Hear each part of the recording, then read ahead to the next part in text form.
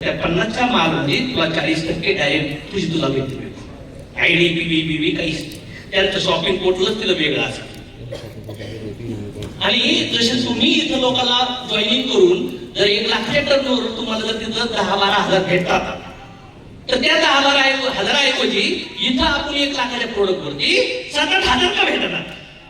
समजते मी काय बोलतोय? आपले जे 3-4% आपण एक जणांना होम्स ऑफिसरच कॉलवर देऊन जे त्याचे 25 लोक विकतात, काही पैसे देतात, काही देत नाही, काही म्हणतात येस, काही नो म्हणतात, बरोबर? हिसाब लागत नाही. पण जर आपण ऑलरेडी लोकांच्या सबकॉन्शियस माइंडमध्ये रिटेल मॉडेल घ्यायला, जर आपण होलसेलर झालो आणि त्यांना रिटेलर बनवून आपले प्रोडक्ट एका शाखा लावले आणि त्याला कळलं की हे प्रोडक्ट 100चं विकलं तर मला 50 भेटणार आहे, 500चं विकलं तर मला 250 भेटणार आहे आणि 1000चं विकलं तर मला, तर त्या दुकानदाराला आपण ट्रेन करू मीटिंग थ्रू, त्याच्या दुकानात बसू आणि ती लेख एका महिन्याला 2 लाख 3 लाख 4 लाखाचा एक दुकानातून टर्नओव्हर व्हायला लागला. बोनस शिंगाडा.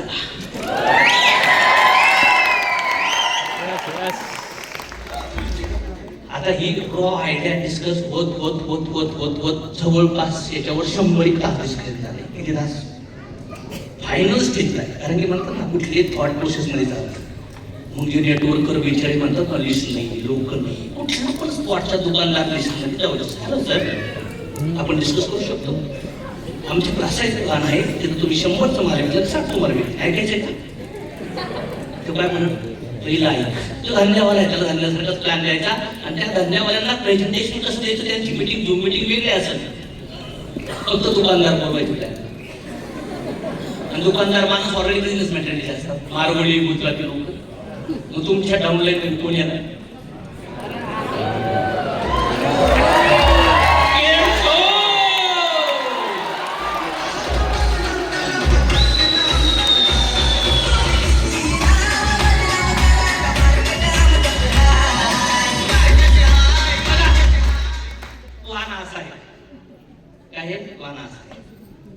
तुम्हाला काय वाटतं? कारण की पॉझिटिव्ह सबकॉन्शियस मध्ये विचार करा ना. त्या दुकानदाराच्या लोकात पण एवढ्या 1000-1200 लोकांचे विचार जाणार सोनेचे प्रोडक्ट विकायचे. ते ऑरेंज 10-20 लाख आपण बसलोय, फॅन बिन एसी लाईट काउंटर सगळं ओके, फक्त तुमचे 10-20 प्रोडक्ट त्याच्या रॅकमध्ये जमायचे आणि त्याचा जो महिन्याचा 20 लाखाला टर्नओव्हर आहे त्याच्यातला 6-7 लाखाचा आपला झाला पाहिजे, हे डोकं पाहिजे. No list, no plan, only safai, no sitting, no shooting, only safai, no jihad, no counseling, no rasta. हे फार जिम्मेदारीने वाक्य बोलतो आणि हे सगळ्यामध्ये का पॉसिबल आहे? तुम्ही म्हणा बाहेरच्या कंपन्या पण कॉपी करतील, नाही करू शकत, बिकॉज आपली कंपनी पैसे कमवायसाठी आलेली नाही. कारण की मी कंपनीला का व्हायचं, जो एका लेवल नंतर कंपनीच्या हातात सगळे डिसिजन असतात, प्राइस वाढवणं, PV ऍड करणं, हे कंटिन्यू करणं, ते करणं. इथं तसं नाही. सनेश आणि यश हा वेगळं वर्ड होते. लीडर पण ऍडवणी करू शकत नाही आणि कंपनी पण ऍडवणी करू शकत नाही. क्लियर हो रहा है क्या? लोकांना त्रास देतात लीडर लोक, थोडंफार याला भेटणं जागीर करत बनतो आणि नंतर हिरोने बांधवाच्या कंपनीचा मालक बनतो. लीडर लोक वेगवेगळे काम भरतात, ते एमडीचे ते प्लॅनच बनवून टाकले. कसं बोला तिथं असं काही. आता अशी सोच आहे आणि इमॅजिन करा येणाऱ्या 1 वर्षानंतर सनेज मध्ये आपल्याकडं 7-8 राज्यात 5,000 दुकानदार आपल्या दुकानातून महिन्याला 1 लाख 2 लाख 5 लाखाचा माल विकतात. होलसेलर आणि तुमच्या एक म्हणजे एक दुकानदार महिन्याला 5 लाखाचा माल, 4 दुकानदार म्हणजे घ्यावं बोनस. तुम्ही म्हणणार सर 40 दुकानदार, कारण की दुकानदाराला बिझनेस बद्दल कन्व्हिन्स करावं लागेल. त्याला फक्त एवढाच पाहिजे कुठलं प्रोडक्ट विकलं किती भेटतं, त्याला भाषा एवढीच. मग त्याच्या काय अडचणी आहेत असे आम्ही 50 दुकानदाराचा रिव्ह्यू घेतलाय. चला तुमच्या चड्डीत पुढे वळवळ होती, सांगा ती वळवळ आम्ही म्हणजे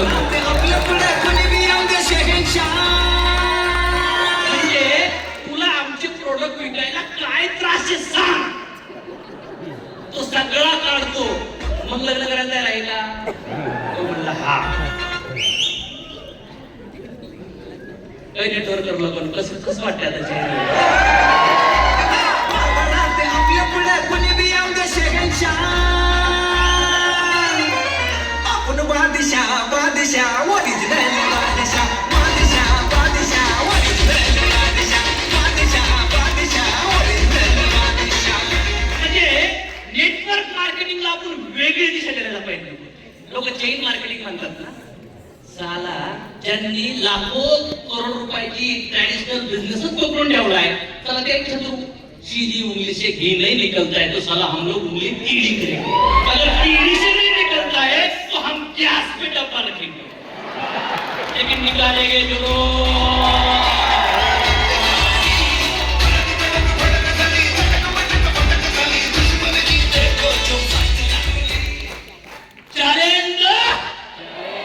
चैलेंज है ना कदल में, तो उसको चैलेंज करके रिटेल मार्केट में नेटवर्क मार्केटिंग घुसेंगे. फिर ये बाइनरी बिनरी छोड़ दो सर, साला मार्केट आपल्या हातात. शेजारच्याला विचारा, हे ऐकून कसं वाटतं तुला?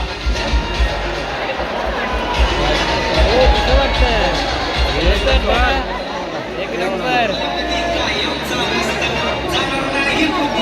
आपल्या पुढे जास्त आपण असतो आपल्यामध्ये कायमचा मस्त, जाणार नाही कोणी कधी आपल्या पुढे जास्त.